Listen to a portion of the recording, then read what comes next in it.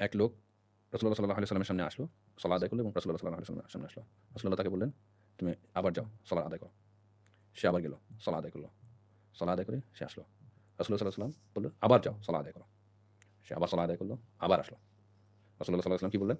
"আবার আবার যাও, সালাত আদায় করো।" সেই ব্যক্তি বুঝতেছে না যে কেন আ আমাকে বারবার সালাত আদায় করতে বলতেছে, যেখানে আমি মাত্র সালাত আদায় করে আসলাম। সে বলল, "ইয়া রাসূলুল্লাহ, হুম, আমি এর চেয়ে ভালোভাবে সালাত আদায় করতে জানি না।" হুম, দেন রাসূলুল্লাহ সাল্লাল্লাহু আলাইহি ওয়াসাল্লাম পয়েন্ট আউট করলো এবং ওনাকে শিখালো সবার সামনে। পয়েন্ট আউট কি করলো? সময় দেওয়াটা। তুমি রুকুতে যাবে, তুমি সময় দিবে। হুম, হুম? তোমার বডিটা ছাড়তে হবে। হ্যাঁ, আমাদের এই এল শেপ, এই উল্টা এল শেপে থাকতে হবে। হুম, যেমন তোমার পিঠে একটা পানির গ্লাস দিলে সেটা যেন পড়ে না যায়। হুম, দেন তুমি যখন দাঁড়াবে, হুম, সামি আল্লাহু লিমান হামিদা, তখন তুমি একদম স্ট্রেইট হয়ে দাঁড়াবে। হুম, তুমি সময় নেবে। হুম, তোমার বডি ওই জায়গাটায় কমফোর্টেবল হয়ে দাঁড়াতে হবে। হুম। তুমি যখন সিজদা দিবে, তোমার বডি ওই পজিশনে যাবে। একটা সেই প্রপার পজিশনটা আসে তখনই যখন তুমি ওখানে সময় দিবে। এবং নিজেকে পুরোপুরি সাবমিট করে দাও। তুমি সাবমিট করবে, তুমি সিজদাটা যখন দেয়, সিজদা দেওয়ার পরে কেউ যদি লম্বা সিজদা দেয় তখন সে বুঝতে পারবে আসলে প্রপার সিজদাটা কোথায়। তোমার বডি একটা পয়েন্টে ছেড়ে দিবে। Hmm, that is actually it's just not mind going hmm, for সাজদা। It's also your body is going with it. Mind আর বডি যখন একসাথে হয় তখন বডি ছেড়ে একটা সিজদা দেয়। ওই পয়েন্টটাই হচ্ছে তোমার সিজদা দেওয়া। এখন তুমি যখন এটা অনেক প্র্যাকটিস করবে, তুমি অনেক নামাজ পড়বা তখন তুমি ১ম এই ওই জায়গায় যেতে পারবা। তুমি সিজদাতে ডিরেক্ট ওখানে যাবা তোমার বডি ছেড়ে। আদারওয়াইজ তোমার বডি ইনটেন্স থাকে। হ্যাঁ? ইটস লাইক তুমি পুশ আপ দিচ্ছ। হুম। তুমি যখন সিজদায় যাবে, যায় একটা পয়েন্ট তুমি অনেক লম্বা সিজদা দাও। তুমি ওখানে আল্লাহর কাছে কাঁদো। সবচেয়ে বেস্ট টাইম হচ্ছে যে তাহাজ্জুদ তাহাজ্জুদ অথবা কিয়ামে। তুই কেমন ওখানে লাগে? আ তুই সিজদা দিয়ে তুই আল্লাহর কাছে সব চাইলি। হুম, যত লম্বা তোর চাওয়া, হ্যাঁ? আল্লাহ বলতেছে চাও। আমাদের কাছে চাইলে আমরা বিরক্ত হই। আল্লাহ বলতেছে আমার কাছে চাও।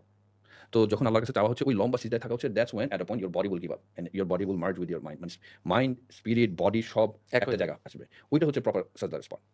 তো এট ওই লোককে তখন রাসূলুল্লাহ সাল্লাল্লাহু আলাইহি ওয়াসাল্লাম শিখালো যে দিস ইস দ্য ওয়ে। হ্যাঁ? সলার নিয়ম হচ্ছে এগুলা। এখানে একটা ইন্টারেস্টিং আম গল্প আমার মনে পড়ছে ইউনূস আলাইহিস সালামের হুম, গল্প। আমরা সবাই জানি যে উনাকে উনি তিমির পেটে ছিল, পেরেছিলেন। অন্ধকারে এবং আমরা যখনই কোনো বিপদে পড়ি, বিপদের সবচেয়ে বেস্ট দোয়া হচ্ছে কি? দোয়া দোয়া ইউনুস। ইউনূস। হুম, তো দোয়া ইউনূস হচ্ছে লা ইলাহা ইল্লা আনতা সুবহানাকা ইন্নী কুনতু মিনাজ জালিমিন। এই দোয়াটা আমরা পড়ি বিপদে। হুম, কিন্তু ইন্টারেস্টিং একটা ফ্যাক্ট হচ্ছে হুম।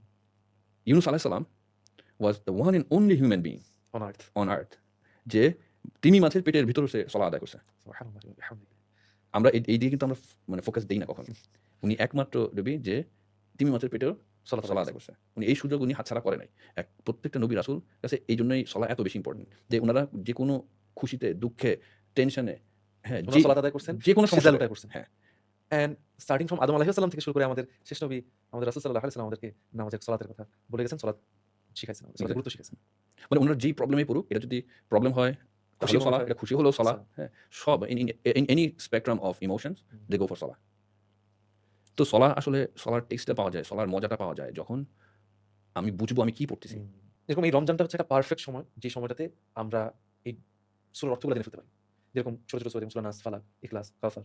এটলিস্ট সূরা ফাতিহার অর্থটা তো আমাদের সবার যদি জানা না থাকে তাহলে জেনে ফেলা উচিত। এরকম দিন উচিত। এবং ডেফিনিটলি। আমরা যখন অর্থটা বুঝবো হুম, সূরা ফাতিহা আমরা প্রত্যেকেই পড়তেছি। প্রত্যেক হুম। প্রত্যেক ওয়াক্ততে, প্রত্যেক প্রত্যেক রাকাতে রাকাতে, আসলে রাকাতে পড়তেছি। পড়তেছি। তো